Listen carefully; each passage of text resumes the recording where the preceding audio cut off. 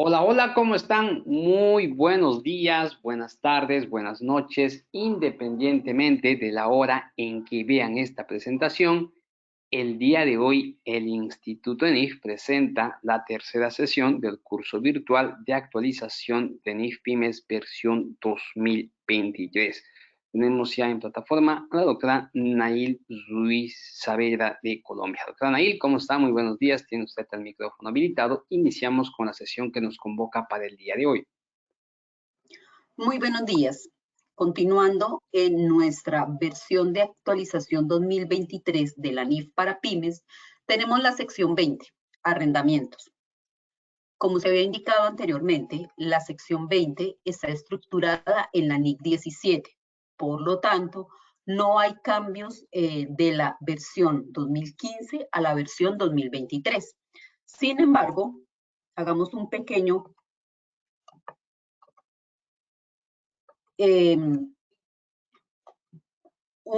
resumen de lo que implica la sección 20.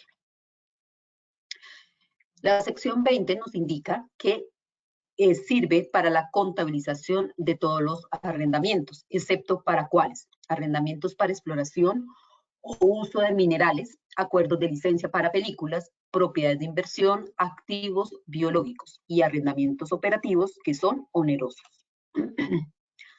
¿Qué nos indica la sección 20? Que el arrendamiento es un acuerdo por el que el arrendador cede al arrendatario a cambio de recibir una suma única de dinero, una serie de pagos o cuotas, el derecho a utilizar un activo durante un periodo de tiempo determinado. Hay dos tipos de transacciones. De acuerdo con la sección 20, nos indica que tenemos que reconocer estos arrendamientos dependiendo de la sustancia de la transacción antes que la forma del contrato. Es decir, si en el contrato de arrendamiento se transfieren los riesgos y beneficios inherentes, estaríamos ante un arrendamiento financiero. Cuando no hay esa transferencia de riesgos y beneficios inherentes, estaríamos ante un arrendamiento operativo. ¿Por qué el IASB no alineó la sección 20 con la NIF 16? Básicamente por el costo en obtener información financiera. ¿Por qué? Si nosotros analizamos los criterios de presentación, los criterios de reconocimiento, los criterios de medición de un arrendamiento operativo bajo los conceptos de NIF 16, pues tendemos a reconocer o debemos reconocer a un activo por derecho de uso y un pasivo por derecho de uso, que se debe medir al valor presente de las cuotas de arrendamiento futuras. Entonces, en consideración a ese costo para obtener esta información, el IASB vio viable mantener la NIC 17 como soporte para los criterios de reconocimiento en la sección 20. Importantísimo esta parte de esencia sobre la forma. Aunque el arrendatario puede no tener el título de propiedad legal de un activo, puede haber adquirido el derecho a usarlo y la responsabilidad de administrarlo conforme a un acuerdo de arrendamiento. Si estos derechos y responsabilidades son prácticamente los mismos que aquellos que el propietario legal tendría, entonces el basarse en la sustancia del acuerdo implicaría que el arrendatario reconoce un activo en su estado de situación financiera. En cambio, basarse en la forma legal implicaría que el arrendador mostrara el activo en su situación financiera a pesar de haber renunciado a toda relación con el activo en favor del arrendatario. Estos eran básicamente los conceptos, los principios en los cuales estaba sustentada NIC 17, como les digo, y que aún se mantienen para la sección 20. Entonces, aquí lo que nos indica es, si hay transferencia de riesgos y ventajas inherentes, estaríamos ante un arrendamiento financiero. Por lo tanto, en este caso específico, vamos a reconocer un activo. La norma también nos indica otras características que debemos tener en cuenta para identificar si existe o no esa transferencia. De igual forma, nos indica o nos da a conocer unos indicadores para clasificar el arrendamiento. Entonces, este es el checklist que se debe realizar, que debe aparecer en la política contable para establecer si estamos ante un arrendamiento financiero. Si no cumple esos indicadores, estaríamos ante un arrendamiento operativo. La propiedad del activo se transfiere al arrendador al final del periodo. Al vencimiento del acuerdo, el arrendatario tiene la opción de comprar el activo. El periodo de arrendamiento corresponde a la mayor parte de la vida económica del activo. El activo es tan especializado que solo el arrendatario puede hacer uso de él. El valor presente de los pagos mínimos por arrendamiento que el arrendatario debe hacer conforme al contrato de arrendamiento es casi igual a la totalidad del valor razonable del activo. Adicional, nos indica 3 indicadores adicionales para clasificar el arrendamiento, si es financiero o si no cumple las características, pues se contabilizará como un arrendamiento operativo. ¿Cuál es el periodo del arrendamiento? Es el lapso de tiempo no susceptible de ser cancelado por el arrendatario que el arrendatario ha hecho en el contrato de arrendamiento. Por lo tanto, cuando nosotros estamos ante ese activo que estamos adquiriendo mediante un arrendamiento financiero, porque realmente es una compra, el valor o el tiempo de vida útil de ese activo fijo, pues en ese caso específico, si es arrendamiento financiero, dice la sección 20 que debemos guiarnos por la vida útil económica. Pero si no tenemos certeza, si de pronto es un arrendamiento operativo, entonces en ese caso se reconoce por el tiempo del arrendamiento. Contrato de arrendamiento. Entonces aquí es importante que dentro de ese contrato de arrendamiento se especifique lo que implica la separación entre el arrendamiento del terreno y de la edificación. Entonces recordemos que como los terrenos tienen una vida útil indefinida, en este caso específico debemos separarlos e identificarlos. Si también dentro de ese contrato de arrendamiento el arrendatario va a tener propiedad sobre él o solamente sobre la edificación. Los contratos de arrendamiento de edificaciones deben valorarse de acuerdo con los periodos de arrendamiento y pueden ser de carácter financiero u operativo. ¿Cómo se debe contabilizar un arrendamiento financiero por parte del arrendatario? Entonces, vamos a reconocer un activo no corriente y vamos a reconocer un pasivo por la obligación derivada del arrendamiento.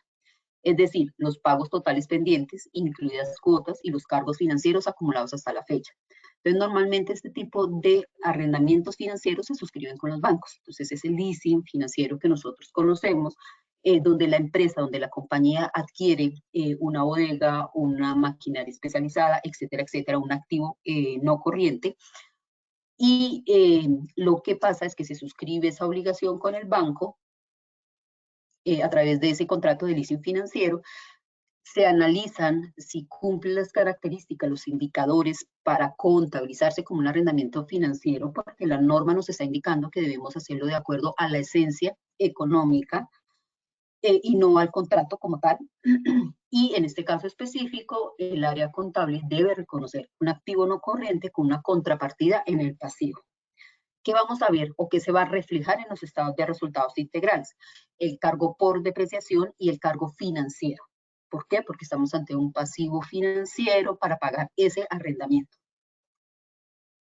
Entonces, en el reconocimiento inicial, vamos a reconocer un activo y un pasivo al menor entre el valor presente de los pagos mínimos por arrendamiento y el valor razonable. Entonces, se hace ese ejercicio, se verifica cuál es el valor a hoy de ese activo fijo.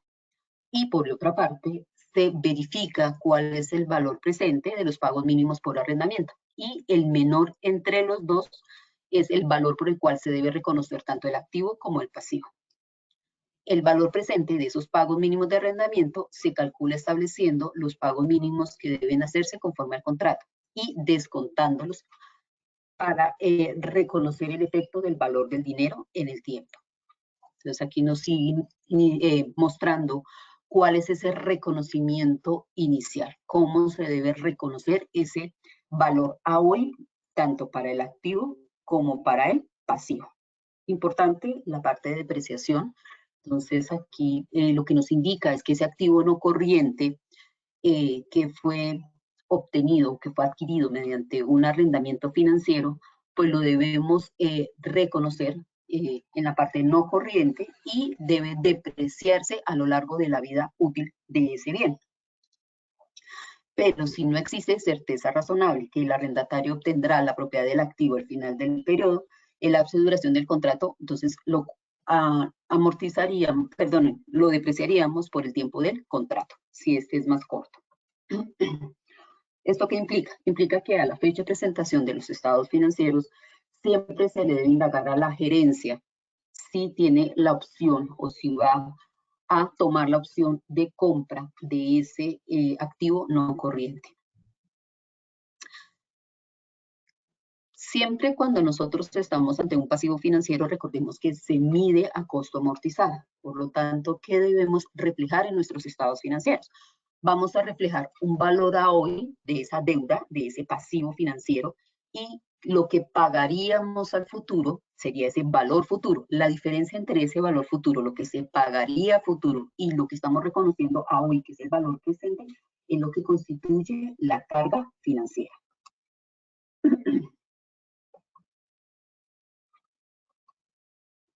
En cuanto al arrendamiento operativo, ¿qué nos indica la sección 20? Pues sencillamente lo vamos, como arrendatarios, lo vamos a llevar al gasto.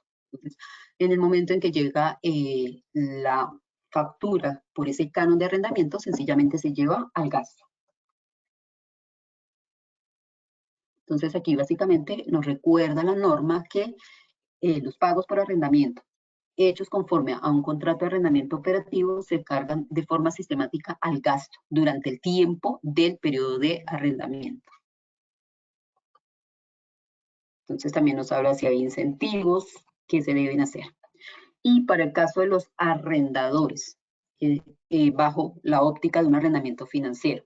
Entonces, en el estado de situación financiera, ¿qué debemos reconocer? Pues ya tenemos que dar de baja ese activo no corriente y vamos a reconocer una cuenta por cobrar, medida a ese valor neto del contrato de arrendamiento. ¿Por qué?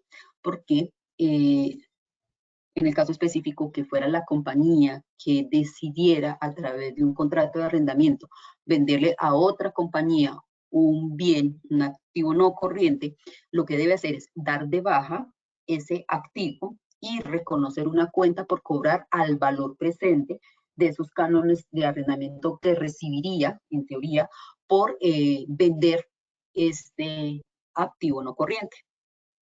Y lo que vamos a reconocer es sencillamente una cuenta por cobrar con contrapartida a un ingreso por efecto de ese contrato de arrendamiento financiero. ¿Qué es lo que nos indica? El arrendador tiene derecho a un flujo de ingresos por arrendamiento, por lo tanto debe reconocer como un activo los montos por cobrar. Esas cuentas por cobrar se miden al valor presente del contrato de arrendamiento. ¿Qué es ese valor presente o esa inversión neta del contrato de arrendamiento? Es tomar las cuotas, o en este caso el canon de arrendamiento, y descontarlo a una tasa de interés implícita. La carga financiera, pues nuevamente, tenemos una cuenta por cobrar a futuro y tenemos una cuenta por cobrar a valor presente. La diferencia entre los dos sería esos ingresos financieros.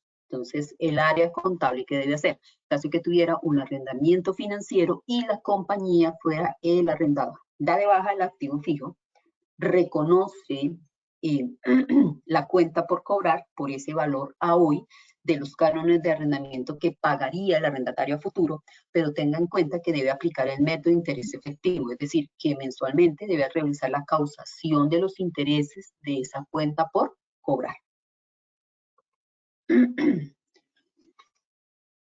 En el caso del arrendamiento operativo para el arrendador, pues en ese caso específico el activo no corriente, el activo fijo, pues se mantiene en el estado de situación financiera.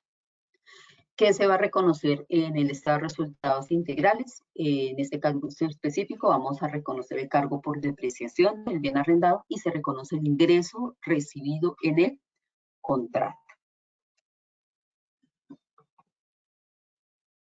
En el arrendamiento operativo, pues el arrendador debe reconocer la depreciación de sus activos no corrientes depreciables en acuerdos de arrendamiento operativo. La política de depreciación que se aplica a activos arrendados debe concordar con aquella aplicada a otros activos no corrientes, poseídos por el arrendador que no están sujetos a acuerdos de arrendamiento. Los ingresos recibidos en un contrato de arrendamiento operativo deben reconocerse en los resultados del arrendador con base en el método lineal recta a lo largo del periodo de arrendamiento. Debe usarse una base sistemática de reconocimiento, diferente cuando ésta represente fielmente el ritmo al que se obtienen los beneficios derivados del activo a medida que el arrendatario hace uso de él. Claro, si nosotros tenemos, por ejemplo, somos dueños de unos locales comerciales donde se vende una marca exclusiva de ropa. Nosotros como dueños de esos locales comerciales en el contrato de arrendamiento no los vamos a vender. Los locales comerciales no los vamos a vender. Sencillamente vamos a recibir ese arrendamiento operativo. Entonces, como es un activo, en este caso específico, como es un edificio terreno, vamos a ver el concepto de propiedad de inversión. Entonces, sí, es una propiedad de inversión. Perfecto. ¿Por qué? Porque es un activo fijo, en este caso un edificio, un local comercial, al cual vamos a recibir renta de capital. Pero adicional, ¿qué es lo que nos está diciendo? ¿Cómo se debe reconocer esos ingresos por arrendamiento? Pues debemos reconocerlo de forma lineal, pero si ese contrato de ese local adicional a ese contrato, a ese canon de arrendamiento fijo, con el arrendatario le vamos a cobrar un porcentaje por las ventas efectuadas, por ejemplo. Entonces, ahí estaríamos hablando de un ingreso fijo lineal y un ingreso variable. Entonces, lo que nos dice la norma, en este caso específico, la sección 20, respecto a cómo reconocer esos ingresos, pues nos dice, debe usar una base sistemática de reconocimiento, diferente cuando ésta represente más fielmente el ritmo por el que se obtienen los beneficios derivados del activo a medida que el arrendatario hace uso de él. Este caso también aplicaría, por ejemplo, a una fotocopiadora o a una maquinaria que colocamos en arrendamiento operativo y es de acuerdo al uso, de acuerdo a las horas trabajadas, que nosotros tasamos ese canon de arrendamiento con el arrendatario. Entonces aquí nos habla la norma, la sección 20, de las transacciones de venta y arrendamiento posterior. Pues básicamente esto es un leaseback. Entonces, ¿en qué consiste? Consiste en que como la compañía de pronto no tiene la liquidez suficiente, pone en venta al banco el edificio, una maquinaria súper especializada, y una vez se firme ese contrato de venta, realizan un contrato de arrendamiento financiero. Entonces, es simplemente para obtener liquidez.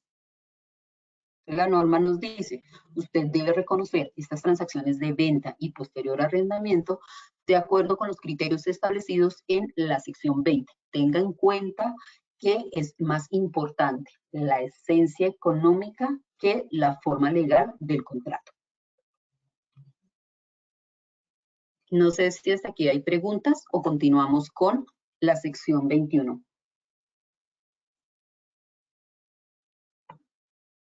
Por el momento no tenemos preguntas, doctora Nail. Continuamos. Perfecto. Sección 21. En la sección 21, ¿qué vamos a encontrar? Vamos a encontrar la diferencia entre una provisión y un pasivo contingente. Una provisión es un pasivo, del cual tenemos incertidumbre frente a su pago y frente al valor que vamos a tener que pagar. En esta parte de las provisiones es importante que la compañía a la fecha de cierre realice una revisión desde el punto de vista jurídico, desde el punto de vista de las obligaciones que tienen los contratos, si a futuro podría tener algún tipo de obligación, valga la redundancia, que implique, implique la salida de recursos económicos. Es decir, vamos a revisar los contratos de la compañía. De pronto tenemos una obligación por desmantelamiento, de pronto tenemos una obligación por rehabilitación ambiental. Revisemos el informe de jurídica, de pronto tenemos una demanda, de pronto tenemos una sanción de las autoridades que regulan nuestra actividad en el país X. Hay que revisar eso. ¿Por qué? Porque la sección 21 nos entrega unos criterios de reconocimiento respecto a qué, respecto a cómo debemos reconocer, cómo debemos contabilizar y cómo debemos revelar las provisiones. Si definitivamente consideramos que no es altamente probable que debamos pagar esa provisión en el futuro, sencillamente debemos revelar. Y ahí es lo que se denomina como un pasivo contingente. Entonces también, nuevamente, hay unos párrafos que fueron modificados, hay un texto nuevo, el cual fue subrayado y se ha eliminado alguna parte del texto. Entonces, ¿qué dice la sección 21? La sección 21 se aplica a todas las provisiones, pasivos contingentes y activos contingentes, excepto a cuáles. Arrendamientos. Ingresos de actividades ordinarias procedentes de contratos con clientes. Ya no aparece como inicialmente se llamaba la sección 23, ingresos de actividades ordinarias, sino ingresos de actividades ordinarias procedentes de contratos con clientes. Obligaciones por beneficios empleados e impuesto a las ganancias. ¿Cuál es el reconocimiento inicial? Entonces, lo primero que define la sección 20 es qué es una provisión. Entonces, lo que nos indica es que es un pasivo sobre el cual tenemos incertidumbre acerca del momento del vencimiento o la cuantía de los desembolsos futuros necesarios para proceder a su cancelación. ¿Cuál podría ser una provisión? También, por ejemplo, que a la fecha de cierre, a la fecha de presentación, o incluso antes, la gerencia ha decidido para el área comercial, para el área técnica, entregar una bonificación teniendo en cuenta la rentabilidad de la compañía, un porcentaje de bonificación. Entonces, si eso lo indica la compañía al 31 de marzo y el pago se va a efectuar con corte al 31 de diciembre, ¿qué es lo que dice la norma? Pues hay una obligación presente. ¿Por qué? Porque nosotros le estamos indicando a los empleados, a los funcionarios de la compañía que después del 31 de diciembre vamos a pagarles una bonificación, una comisión. También, ¿qué significaría? Que no tenemos certidumbre frente a el valor a pagar. Sí tenemos certeza sobre cuándo debemos pagar, pero no tenemos una cuantía, tenemos una incertidumbre frente a la cuantía. Normalmente, la palabra provisión se utilizaba en ocasiones en el contexto de partidas como depreciación, deterioro de valor de activos y cuentas por cobrar. Pero es importante, y aquí la sección 21 nos hace claridad. Nos indica que para el GASB la parte de provisión se refiere únicamente al reconocimiento de pasivos. Cuando estamos hablando de depreciación, del deterioro de valor de activos, del deterioro incobrable o el deterioro de cuentas por cobrar, sencillamente tenemos que remitirnos a cada una de las secciones. Aquí el contexto de provisión se refiere siempre a pasivos. Entonces, ¿cómo o qué implica, de acuerdo con la sección 21, el reconocimiento de una provisión?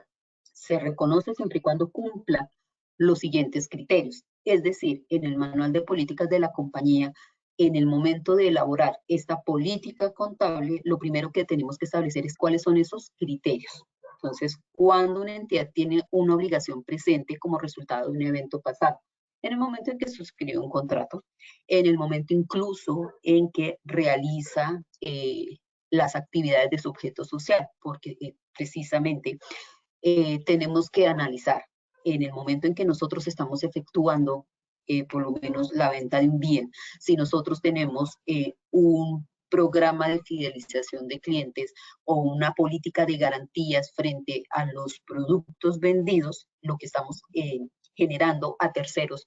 Es ese sentido de obligación. La compañía tiene obligación de, si el producto que yo le estoy comprando a esa compañía aparece defectuoso. Entonces, ahí, como tal, podemos decir, sí, se cumple el criterio de obligación presente. En el contrato, tenemos que leer, o la parte de la gerencia, sobre todo, debe indicarnos a nosotros como área contable qué tipo de obligaciones